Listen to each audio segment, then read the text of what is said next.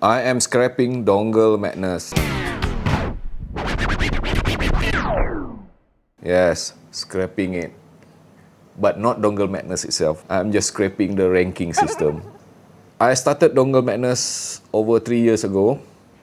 And at that point of time, dongles were just like picking up, starting to improve with amazing dongles being released like Luxury&Precision W2, Ovidius B1, Hydis S9 Pro, and many others names which you might have been so very familiar with, especially if you have been following dongle madness. And up until today, I have already covered in excess of 180 dongles. If you are in my position, reviewing, testing, and rating dongles, it has become such an exceedingly difficult task for me now in 2024. And you want to know why? Because everything gotten so amazing, so good that you started to see that the ranking system doesn't make sense anymore. Is there no bad dongles? I have not seen any new dongle which I would regard as bad sounding at all because of this one thing.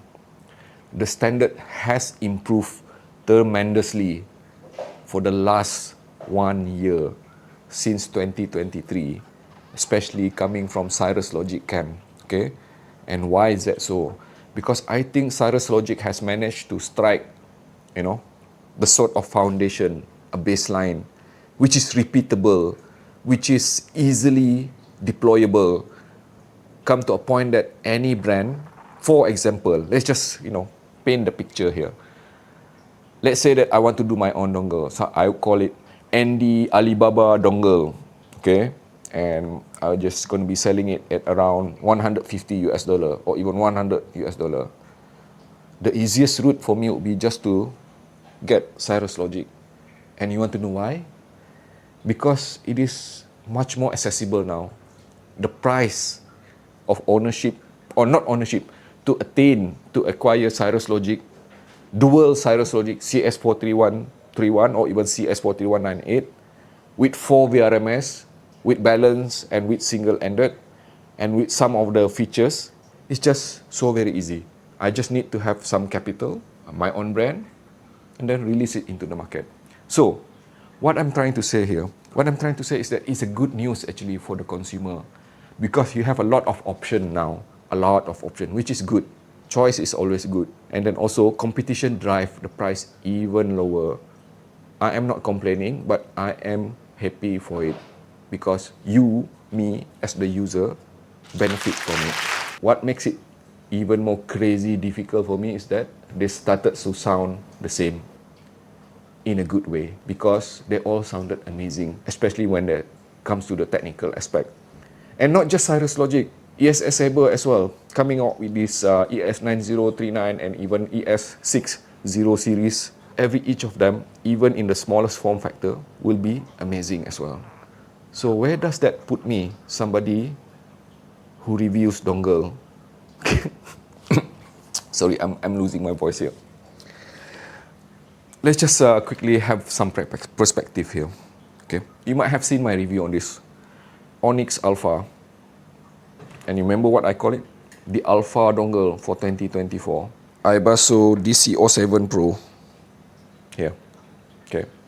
And if you have seen my video on it, I declare this as the Omega dongle. So we have Alpha, we have Omega, right? What does it mean? The beginning and the end, because these two are the topmost rated dongles in Dongle Madness, scoring 98 of 100. And the best part is that those two are not alone, because I still do have quite a number of dongles here, which I have yet to review. And if you are in my position, having had the opportunity to try so many of them, testing them side by side, comparing them one by one, it is a headache, okay? Trying to ascertain the differences, the nuances between them. And I test them extensively using headphones like this, okay? Using IEM, you name it. It took me quite a while. It's just so very difficult to ascertain the kind of differences, nuances which separate one dongle from another because they work on a similar foundation. Focus on technicalities, focus on resolution, focus on the dynamic handling itself. You take care of all these three, you already have an amazing dongle. The key differences that separate them, you would probably heard me saying this so many times, is how they present the sound itself. The timbre, temperament, tonality, whether it's analog sounding, digital sounding, sharp edge, those sort of things. When it comes to resolution and detail, all of them, especially anything released in the last 2 years, are just simply amazing. So, you can imagine my difficulty here, okay? It's not like I don't like doing it. I love doing it. But what's painful for me is to put numbers, to put rating onto them. Because I do feel that some of the dongles are not being treated fairly due to my subjective preference or perspective, okay? For example, if you try a different dongle with a certain specific type of partner's IEM or headphone, they may behave differently. They may sound differently because this is a synergy thing, okay?